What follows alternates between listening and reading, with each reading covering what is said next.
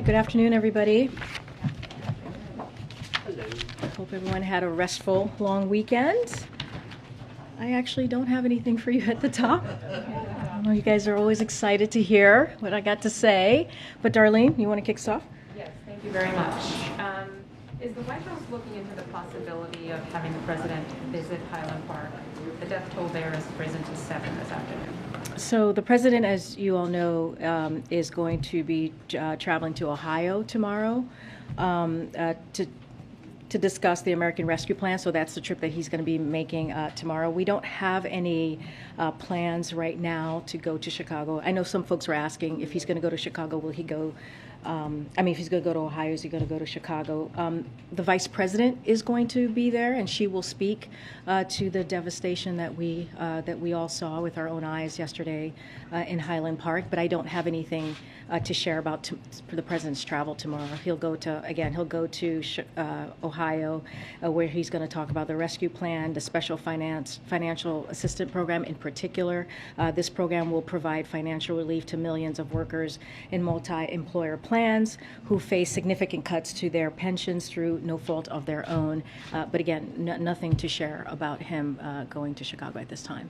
Not necessarily tomorrow, though, but later this week, next week? We just don't have anything to share. But again, the vice president's going to be there today. She will certainly speak to the tragedy that we saw yesterday. The president spoke to this yesterday during the 4th of July in a very forceful way and laying out how he and the First Lady saw the tragedy. And we even had a moment of silence, but we are not planning right now. At this moment, I don't have any plans of a future trip to Chicago. And since you mentioned the Ohio trip tomorrow, when the president is in Cleveland, which is relatively near Akron, do you expect him to address at all the fatal police shooting of Jalen Walker? I don't have anything to share on that either, whether he is going to potentially, I know it's about 45 minutes from Cleveland where the shooting happened. We just are right now, we're going to be focusing on the trip that we have planned, which is to talk about the American Rescue Plan and how to help the American public. And then one final question. Can you talk about the status of the letter that Brittney Griner sent to the president? Has he been briefed on it? Has he even read it? Griner's wife was on television this morning. She really wants to hear from the president. Will he reach out to her in any fashion? So I can say that the president did read the letter. I was there when he read the letter. This is something, Brittney Griner being held in Moscow, we believe the Federation is she's being wrongfully detained in Moscow at this time. This is an issue that is a priority for this president.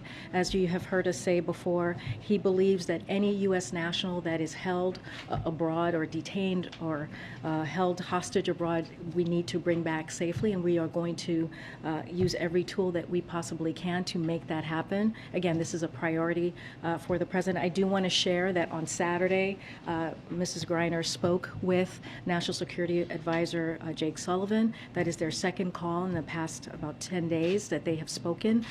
Secretary Blinken also spoke with Mrs. Griner as well recently. I don't have anything else to read out as far as a potential call or meeting with her family, but clearly we believe she is wrongfully detained. We believe she needs to come home. She should be home, as well as Paul Whelan as well, who's being held, and any other U.S. nationals who is being wrongfully detained abroad. Thank you. Okay. Hi, Karine. Just to follow up on that, Griner's coach said if this was LeBron, she would be home, right? It's a statement about the value of women. It's a statement about a black person, a statement about the value of a gay person. All of those things we know is true. Do you see this as a double standard? This is a president who has put all of the things that you just laid out, the LGBTQ community, women, people of color. He has fought for those communities throughout his career, and you have seen that in policies that he has put forward. Again, this is a priority for this president. He's doing everything that he can. The White House is closely coordinating as well with the special presidential envoy for hostage affairs, who has met with Brittney's family, her teammates, and her support network. So we are going to continue to have those conversations, and we're going to make sure that she and others get home safely. And just to follow up, since this is a priority for the president, I mean, she's been detained for months now. Her wife told CBS this morning that she still has not heard from Biden, and honestly, it's very disheartening. I know it's a priority, but why has it taken this long, and why has it taken a letter from Griner in jail to reach the president to make this a priority? Look, this has been on top of mind of the president. Like, I was there when he read the letter, and he takes this to heart. He takes this job very seriously, especially when it comes to bringing home U.S. nationals who are wrongfully detained. And you saw the work that his administration did to bring home Trevor Reed. That is the same work, the same focus that we did and put behind bringing Trevor Reed home. We're going to do the same with Brittney Griner and others. So again, this is a priority. We are going to make this happen. We have been in constant communications. Secretary Blinken, the special envoy, as I just listed out, and also Jake Sullivan, our national security advisor. We're going to continue to have those conversations, and we're going to continue to make sure we use everything at our disposal to bring her home, and also Paul Whelan and all the others U.S. nationals that are abroad. Thanks, Karine. How did the president go from blaming high gas prices on Putin to big oil to small business owners now? Well, here's the thing about that, Peter, is when you look at, as of this morning, when you look at the crude oil, and when you look at wholesale oil prices as well, they've declined about 15%. And so retail gas prices, however, have only declined just about 3% over the same time period as we have seen with crude oil prices and the wholesale gas prices. And meanwhile, those same retailers are profiting, their profit have gone up about 40 cents, nearly 40 cents in that same period of time. So what the president is saying is that everyone along that chain, along that production chain line, needs to make sure that they're doing what is possible, their part in bringing down the cost for the American people. That is what we're asking. Consumers should not be the first to pay and the last to benefit.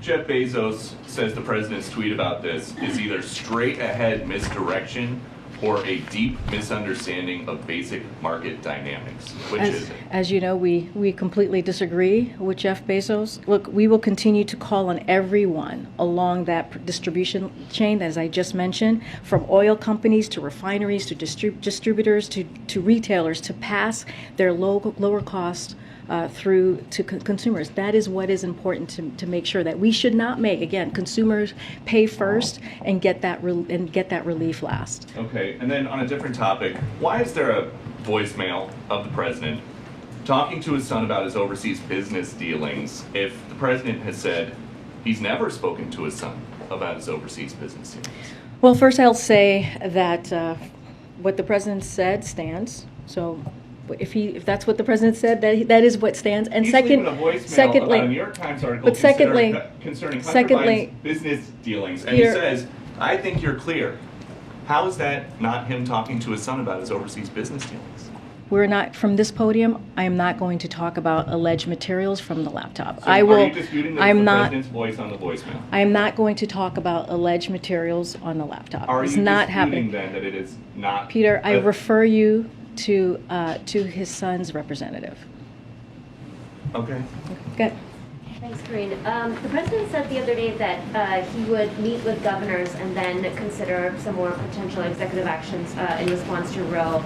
So now that that meeting has happened, is there anything on the table that you are considering in terms of executive actions? So, as we have said, all options are on the table. The president is going to do everything that he can from his legal authority to make sure that we're protecting women's freedoms and women's rights. So that still stands. That still is something that we are going to do. I don't have an executive order, executive action to speak to at this time. As you know, when the decision came down almost 2 weeks ago, the president took quick action and he announced announced some executive authorities that we believe protect women, ensure that they they can ensure that they can get access, healthcare access, as quickly as possible. As far as executive actions, I don't have anything for you to prove for you. Really quickly, is there an update on when the president will make a decision on Chinese tariffs, and will he be speaking to President Xi before he makes that decision? So I don't have a timeline for you on that.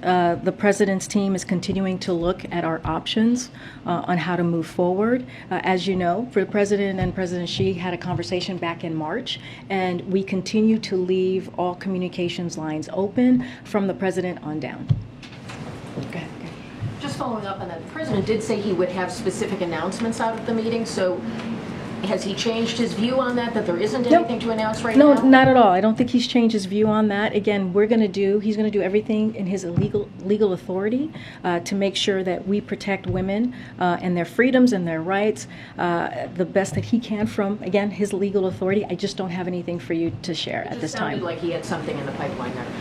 Once we have something, we will be sure to share it. On the matter of the Griner letter, now that the president has read it, does he feel it is the type of an outreach to him that he would want to do some kind of personal response back in a letter form or in some other way to Griner, if that is doable through channels, or to her wife or family members, to have a direct response from the president? Well, you all read the letter, I presume.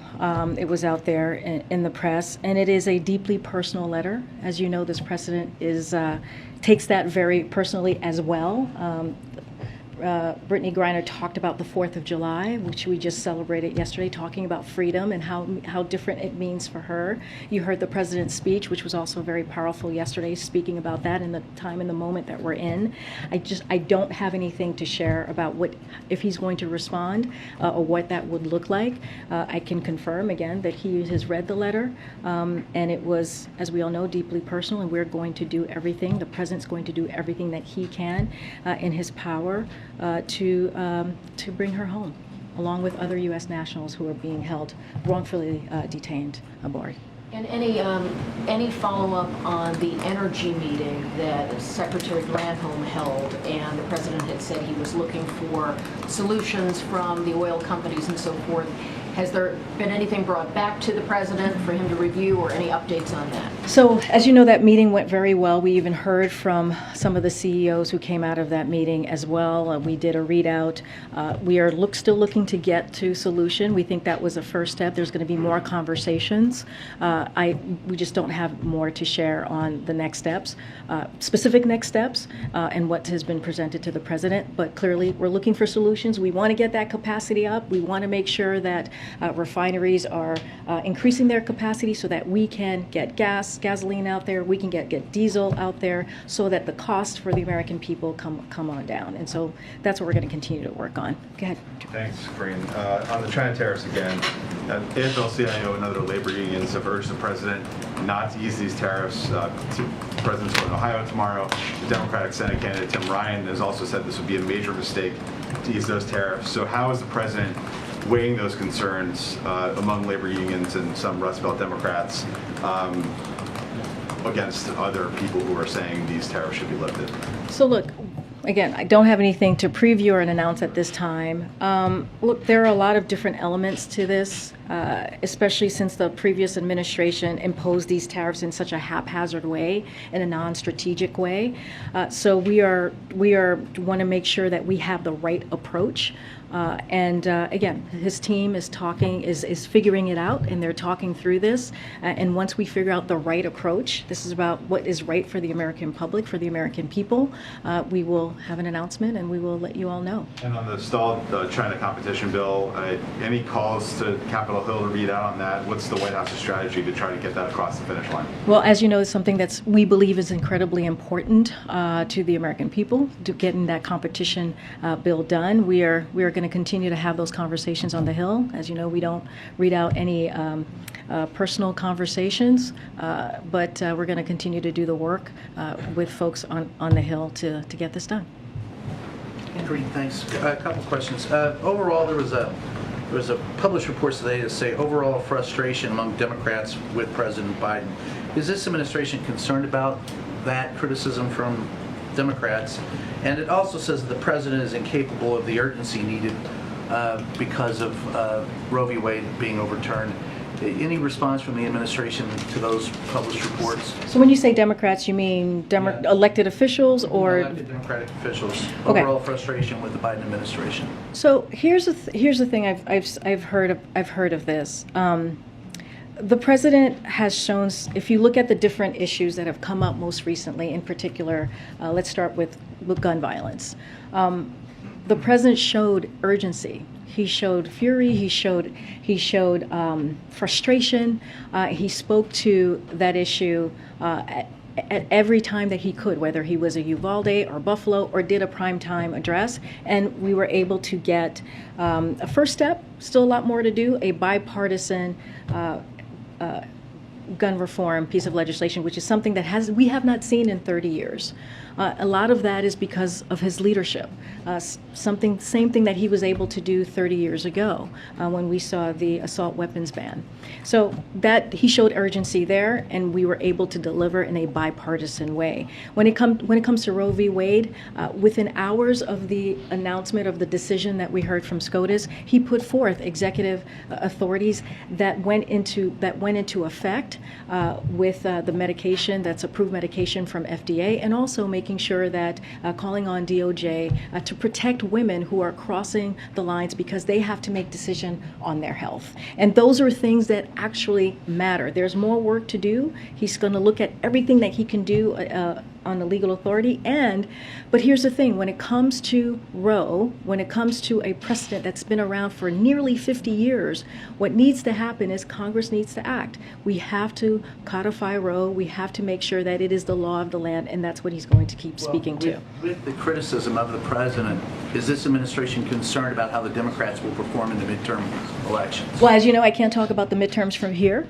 That will get me into big trouble. Well, I'm just saying I got to be careful about that. Expressed any concern? I got to be careful about that. Look, the president wants to make sure that we continue delivering for the American people.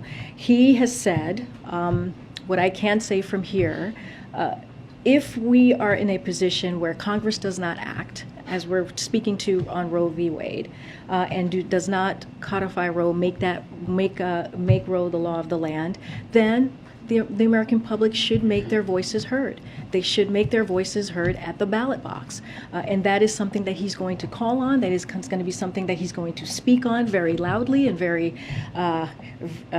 aggressively, as you laid out. And this is an important issue. He has said this was an extreme decision by the court. He has said this is going to change the lives of so many women, upend their lives, if you will, because of this extreme decision, and it should not stand. And what we saw a couple weeks ago almost 2 weeks ago, is not the end. It is only the beginning, and we just have to keep working towards that. Finally, as far as a different matter entirely, but as far as the letter that was presented to you, signed by 70 members of the White House press corps, any reaction from the administration regarding that letter? Well, you could say I responded to you, didn't I? Yeah, you did say you would talk to us, but Yeah. that was all I heard. Is there anything else you can add? Well, look, we're coming into a different place of COVID, right? Things are starting to open up.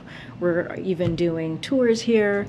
We had 7,000 people out in the South Lawn yesterday, military families and others to celebrate 4th of July, which was a wonderful event. It was great to have to see our military families out there. And so, we understand. We want to be accessible. We want the president his events to be accessible, and we are working to that with the understanding that we have been working through as we look at his events during this pandemic, and we're trying to see what the next steps are. I'm not saying that. I'm just saying that we're willing to work with you on this, and this is also a priority of ours. Thank you. Okay? All right, great.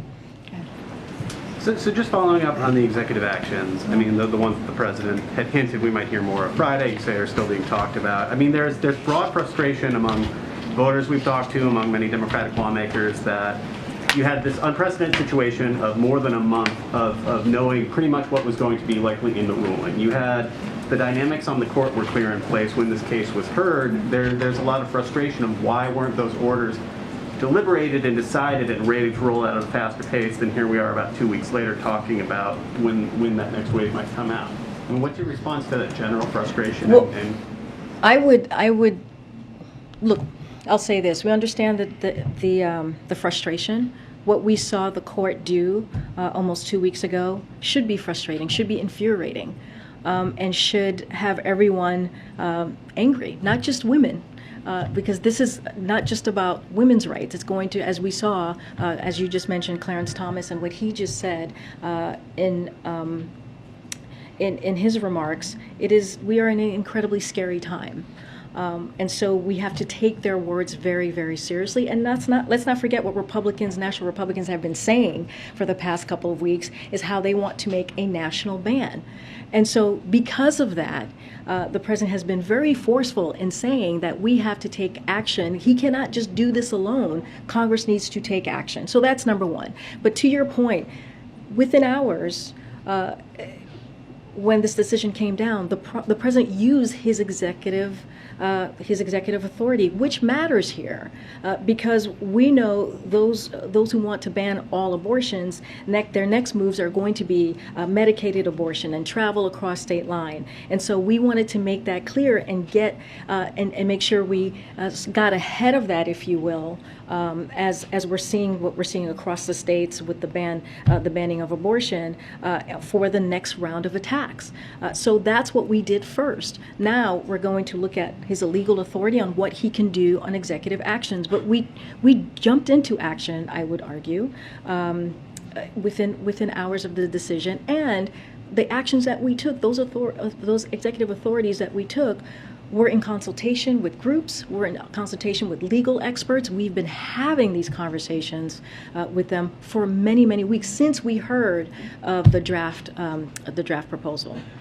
And quick follow-up on January 6th hearings. I mean, I know the White House has been pretty clear that due to the unique situation of January 6th, that executive privilege is not a top concern about the president. But I'm wondering, given the unique nature of a White House counsel's position, is there any conversations about whether that sets a precedent for a White House counsel going forward to have to answer to Congress about deliberations inside the White House? Let me just first say, when it comes to January 6th, the hearings, the select committee, what we're seeing, it is important. The president believes it's important to get to the bottom of what happened, for the American public to see for themselves and get all the information that they can on what happened on that day. So as it comes to executive privilege, there is no privilege for trying to overthrow the government. That's what the president believes. That's why the president has consistently declined to assert executive privilege with respect to documents or testimony about the extraordinary events under investigation by the January 6th committee. We're going to continue to defer to the committee as it conducts its bipartisan independent investigation. Okay. Thanks, Karine. On Brittney Griner, you were there when the president read Griner's letter. What was his reaction, and did he express any message for Griner and her family? So I'm not going to share any personal interaction that I had with the president. I just wanted to confirm that he did read the letter, and I will say, again, this is very personal to him. Especially when someone writes a letter in such a personal way. We have made this a priority. We have, Secretary Blinken, National Security Advisor Jake Sullivan has spoken to Mrs. Griner and her teammates and her family, and so we're going to continue to keep that open communication and have very honest conversations with them. They're private conversations, so I'm not going to share what those conversations have been. But this is also the case with all U.S. nationals abroad. Again, this is a priority for U.S. nationals who are abroad, who are wrongfully detained. It is important to the president to bring them home safely, just like we saw with Trevor Reed very recently ago. And so we're going to continue to make that a priority, but I'm not going to share any private conversations. And just to follow up on the pleas from the Griner family on wanting to personally speak with the president after reading this letter, is that something that the White House at this point is considering? I just don't have anything to share on what communication the president's going to have with Mrs. Griner and her family. All I can confirm is that he's read the letter and he's making this a priority. Okay, Trevor. First, just on the Illinois shooting, Illinois already has a red flag law. It isn't used that often. It wasn't used in this case, even though the suspect apparently had put some violent imagery online. Is your expectation that the gun bill that just passed is something that would have addressed this kind of situation? So I want to be very clear. Yes, the bipartisan gun reform bill was an important first step. It was the first step that we have seen in 30 years. The last time was when this president led the banning assault weapon legislation that lasted for about 10 years and sunset in 2004. And so the president believes that we need to make sure that we ban assault weapons, right? That is one of the things that's being reported that this suspect had. And so banning assault weapons is something, again, that he's going to continue to fight for. With that said, he understands that there's more work to be done. The bipartisan bill is going to save some lives. Like that is true. It will save some lives, but we need more. We need to do more work, and the president's going to continue to do that fight. What we know, one thing I would say about red flag laws, as we've seen them over the past several years, is that when they are implemented, they do work in red states and in blue states, and they are also very much in line of what majority of Americans support. So again, when they're actually enacted, red flags laws are actually effective. And do you? I know you don't have any travel to confirm, but does the president want to go to Illinois? I just don't have anything to say about any travel to Illinois. Okay, and then just one other thing that I wanted: is it accurate that the White House was planning to nominate this anti-abortion Republican judge, Chad Meredith, for a federal judgeship in Kentucky the day that Roe v. Wade was decided? So we make it a point here to not comment on any vacancy, whether it is on the executive branch or judicial branch, especially those that have not the nomination has not been made yet. So I don't have anything to say on that. It is something that we just don't comment on. Will the president ever appoint a judge who doesn't support abortion rights to the federal bench? I mean, that's a hypothetical that I can't really speak to. That's not a litmus test for him, though. Well, I'm not gonna go on to litmus tests. All I can tell you is that we don't normally speak on vacancies where we haven't made a decision yet, whether it's on the judicial level or the executive branch. Go ahead. You've mentioned Trevor Reed a couple times. His release is part of a prisoner swap. Should we view that as a viable option when it comes to Brittney Griner or Paul Whelan or others? I cannot speak to any discussions that are happening on how any U.S. national who's being held abroad and wrongfully detained, what the process is going to be to bring them home. I just cannot speak to that from here. Is there a broad kind of contextual structure in which you look at prisoner swaps? Like why was that considered an okay thing in the Trevor Reed case? Is there kind of a construct the administration follows? Again, I cannot speak about that from here. Clearly, there are security and privacy reasons to not discuss the details of how a release happens. So it's not something that I can speak from here. I can say that we have a special envoy, that this is their focus. We are in constant communication with them on their process, but it is just for safety, security reasons. This is not something that I can speak from here. Just one more on a different subject than the China competition bill that Jordan asked about. The Senate passed that more than a year ago. Is there a concern that it was allowed to linger for too long and in fact gave Senator McConnell the opportunity to put the roadblocks he's put up in front now because he didn't move on it until 13 months later? Look, it's unfortunate that Senator McConnell has taken this approach. Clearly, that's not an approach that's going to help the American public. That's how we see it. This competition bill is important for many reasons. So we're going to continue to work with Congress to get this done. And so we're going to just continue that process. I'm not going to go into any personal conversations or negotiations, as we tend to say from here. But again, this is an important piece of legislation that we would like to see move forward. Row 6. Thank you. Yesterday, President Biden, in his first opportunity to address the public in person on the shooting, He did so sort of very obliquely and fleetingly, and then he came back out on stage about 2 hours later and spoke a little more. Was that because he or his team felt he had initially missed the mark? No, he felt that he needed to speak on that himself. That was his own decision to move. Statement, I mean, he came out and he verbally said at the 4th of July, you all heard what happened today. Things will get better still, but not without more hard work. And then 2 hours later that same evening, he came out and said a bit more. Is that No, my answer is still the same. He wanted to make sure that he had an opportunity to speak to this, and he took that opportunity that second time. He spoke to it very briefly, as you just stated, the first time, and the second time, he got on stage and wanted to give an update. He actually, if you remember, he gave an update of what was currently happening, and he gave a moment of silence. That was him. That was something he decided to do. Following up on that, Governor Pritzker said in a press conference, he said he was furious. It was a time to be angry. You have said, referring to what President Biden said, that he spoke forcefully yesterday. He spoke with urgency. I guess I just want to make sure I understand. Do you and the president believe saying you all heard what happened today after yet another mass shooting? Is that your definition of forceful and urgent?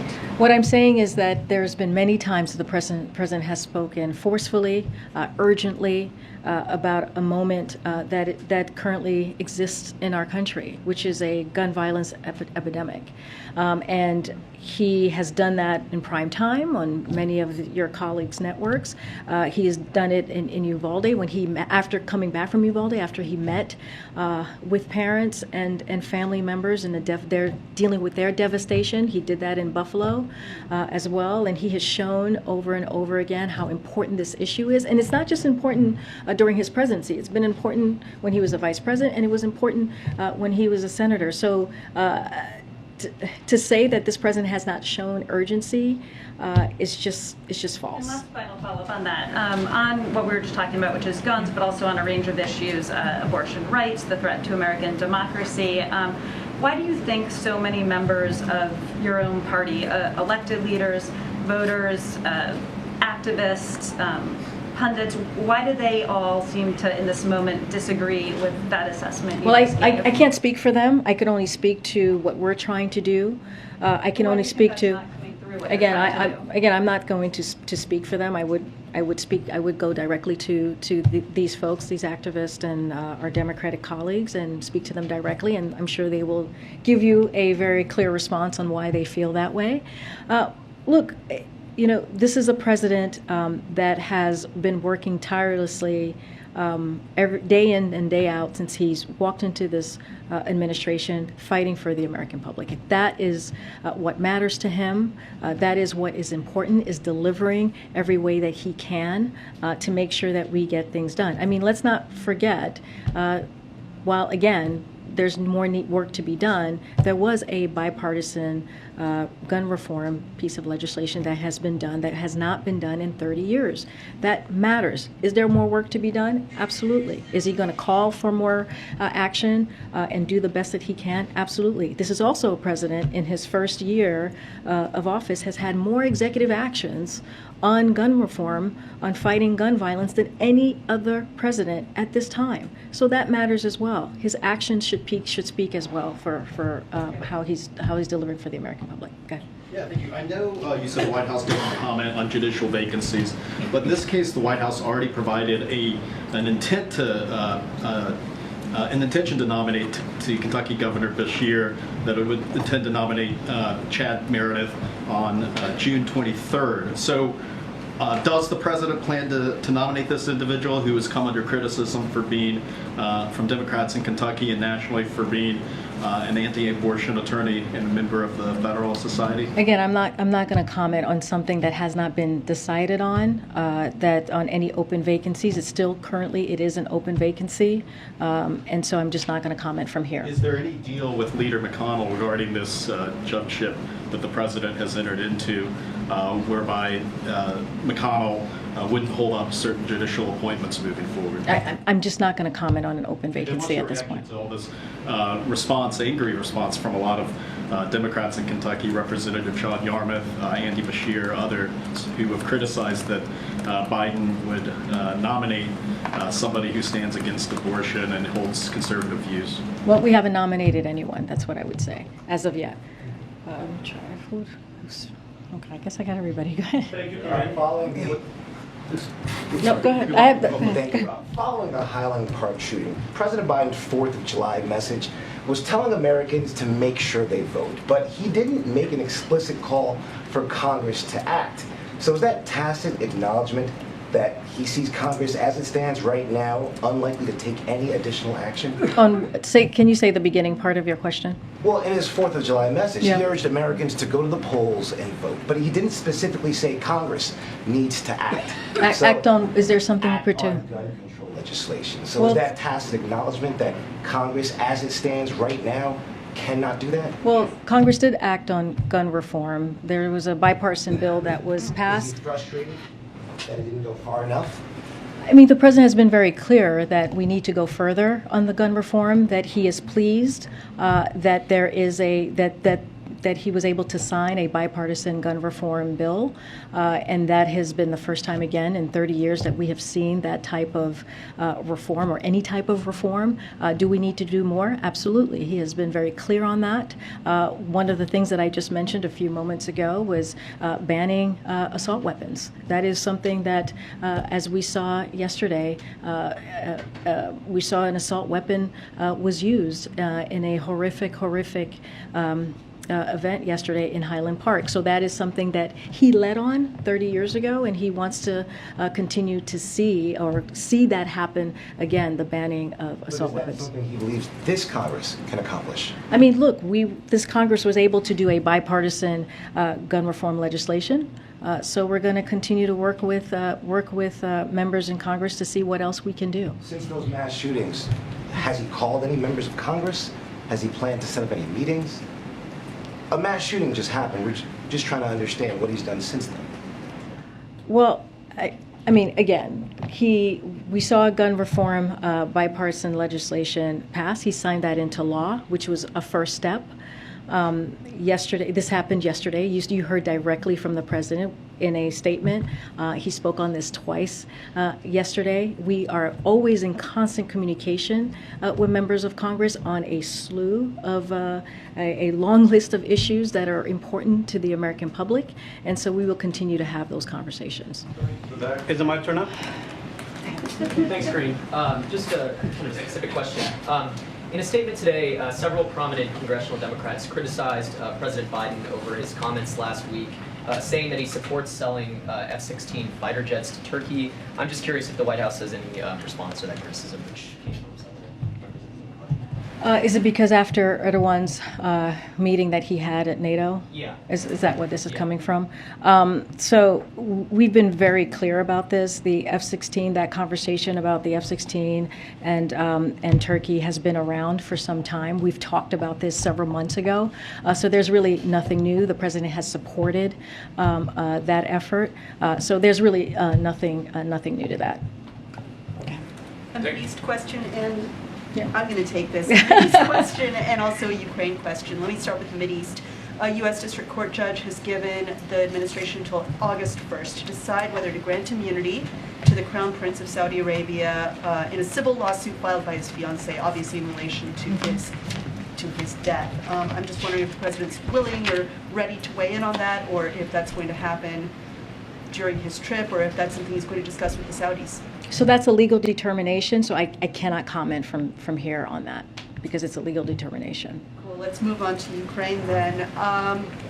Can I just get the White House's assessment on these recent Russian territorial gains and whether that changes your approach? And then also with the president of Ukraine calling for a swift end to this conflict by winter. Is there a military solution to this conflict? And if not, what is the administration doing to reach a negotiated settlement Could this happen in the G20? Who's involved? Can you lay out any sort of roadmap? Well, as the president has said, to your last question first, as the president has said many times, no conversation about Ukraine without Ukraine. What we have been trying to do and have been doing for the past several months is to make sure that we put, with our assistance that we have been providing, make sure we put Ukraine in the most strongest kind of position. So when there is that opportunity to do those negotiations, they're able to do that. But what we have seen from President Putin is he is not in a place or has no desire to negotiate. So going to your first question now is our approach has not changed. We are going to continue to support Ukraine. We're going to continue to help Ukraine fight for their democracy, fight for their territorial integrity. And, and then to your second question, going to the second one, we have said for months that the fighting in the Donbass, which is where I think you're speaking about, could be prolonged and protracted. That is something that we have been saying for some times, and we would see with gains and with losses on both sides. We're seeing that today, as you just laid out, but that doesn't mean that the Russians have been able to achieve with their goals, and doesn't mean that the Ukrainians have stopped fighting. They have shown their bravery. They will continue to fight and fight for their democracy, and so we will continue to support Ukraine. We have given them the most amount of support than any other country as it relates to security assistance, and that's not going to stop. Okay. Thank you, Karine. I would like to ask you about the announcement that the president made at the G7 for the Global Partnership on Infrastructure. But before that, I would like to know what's the difference between President Trump watching TV, even pleading to go to the Capitol while the Capitol was being attacked, and President Biden going to the beach and having fun while Supreme Court justices are under attack by a verbally violent mob. What's the difference between those two leaders? Wait, what's the comparison you're making? Could you say the first part? So I'm saying that what's the difference between President Trump not doing anything while the Capitol was being attacked and President Biden not doing anything while protesters, while the Supreme Court justices were under attack in their own homes with their families and with their children? Well, there are two major differences here. First of all, our predecessor was we have said that his behavior on that day, on January 6th, was atrocious. The president has said that. And we are going to let the select committee, the January 6th select committee, continue to do their independent review of that, their hearing. And you guys all saw for yourselves. The American people have seen for themselves what our predecessor has done, his behavior and his involvement. So that is not the same. That is absolutely not the same. We are talking about what we saw on January 6th. We are talking about an attack on our democracy. We are talking about a very dark day that the person who was here before us, seemingly, if you watch, was very involved. So that's very, very different. Now, fast forward to this president. This president is fighting for women's rights. He's fighting for women's freedom. He has spoken out. He's been very clear about what needs to happen next. He put out 2 executive authorities that lays out ways that we can protect women. He has said that everything is on the table. We're going to see what else we can do. But he has spoken very truthfully and very honestly with the American people, which is if we want to see Roe become the law of the land, we also have to act. We have to hold Congress accountable and make sure that they act. And if that cannot happen, then Americans need to go to the ballot box, and that is very different. And to say that there is no difference, that is just unbelievly wrong. But is it concerned that Supreme Court justice I'm moving on. Go ahead, Phil. Go ahead. Hold on. Go ahead, Phil. And then I'll come back to you, Emily. Thank you. I've got a policy question about some of the oil that was released from the Strategic National Petroleum Reserve. But first, a follow-up. We have all heard it. The president likes to say, I will always level with you. He says it again and again. Moments ago, though, you seemed to dismiss Peter's question about his conversation with his son, Hunter Biden, with regards to his business dealings. And I'm wondering, how is that silence consistent with the president's promise to always level with the American public? Because, you know, in public he says he hasn't discussed these business dealings. And then, at least according to the voicemail that's been obtained by the Daily Mail and the Washington Examiner, it certainly seems like he was seeking to do exactly that, have a conversation about these business dealings. Is he leveling with the American public on this? Phil, I hear your question, but what I can tell you from here, standing at this podium, is that I cannot comment on any materials from the laptop. And I would refer you to the representatives of Hunter Biden. That's what I can share with you at this podium at this time. And then there's a Reuters report out this morning that says that more than 5 million barrels of oil that were released from the emergency oil reserves were exported to Europe and Asia last month, and some of it reportedly was actually heading to China. Is the administration aware of those reports? And does the president mind that some of this oil that was meant to ease pain for consumers is headed overseas? I have not seen that report, so I would honestly have to go look into it and see what the truth is in that statement that you just laid out, and see exactly what's happening. I just have not seen that report. Go ahead, Ed. Yeah. So I'm so sorry. And then Ebony. I'm so sorry. I was supposed to go to Ebony, but you go quickly, and then we'll go to Ebony. Yeah. The Atlanta Fed GDP Now tracker is showing that the second quarter, it's estimating second quarter's negative growth, 2.1%. Should that hold, the U.S. has been in recession for the first half of this year. Does the president believe that we are in a recession, first of all? Second of all, if that does hold, does the president accept responsibility for his policies as part of that? So first, do we believe we're in recession? No. That's my answer to you on that. So there is a nonpartisan data that came out recently, the National Bureau of Economic Research, which I'm sure you know very well, Ed. It determines and defines recession. And so let me just quote here for a second. In recent decades, the two measures we have put the most weight on are real personal income less transfer and non-farm payroll employment. So that is from the nonpartisan National Bureau of Economics Research. Again, determines the definition of recession. So here are the facts. The facts are this. We've averaged more than 400,000 jobs every month for the past, over the last month, 3 months. We've held steady at 3.6 unemployment rate. Consumer spending remains strong and above pre-pandemic trends. Business investment remains strong, and household balance sheets remain strong. So we do not believe that we are in a recession, and we have a nonpartisan entity to speak to that more directly and more specifically. One more quick one. At the G7, there's video of the French president running up to President Biden and relaying a message saying that the Saudis are about at capacity through the UAE. Did President Biden ask the French to ask the Saudis to pump more oil through the UAE? I did not hear this conversation, so I can't speak to that conversation either. But what I can say is, as we know, the early week of June, the OPEC Plus announced that they were going to increase their capacity for July and August by 50%.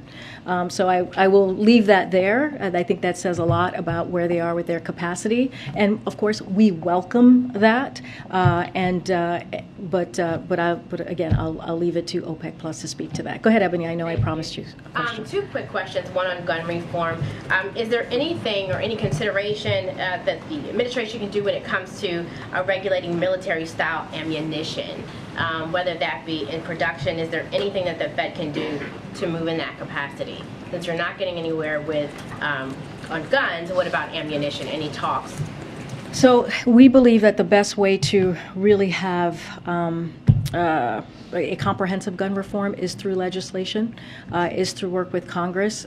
As it comes to the federal level, the president has done the most executive action than any president at this time in their administration. And so now what we are going to continue to do and continue to focus on is to work with Congress to do more. And one of the things that I've just been pointing out is the banning of assault weapons, which we believe is incredibly important, as the president led on this issue back in 1994. We're going to think. Second question, really quickly. Sure. The Senate recesses in August. A lot of the president's efforts on criminal justice basically have stalled, but I want to ask about the Equal Act legislation to end the disparity between crack and powder cocaine. The House passed the bill last September, overwhelming bipartisan support. Is the president leaning in at all on lawmakers to get this bill to him? So I have to talk to our Office of Leg Affairs on that. I do not know where that legislation is currently. I don't know if it went over to the Senate. I don't know where the mechanics are on that. But happy to take that question to you in the back. No, we got to go, guys. Thank you. We'll be back. Well, hopefully we'll see you in Ohio tomorrow.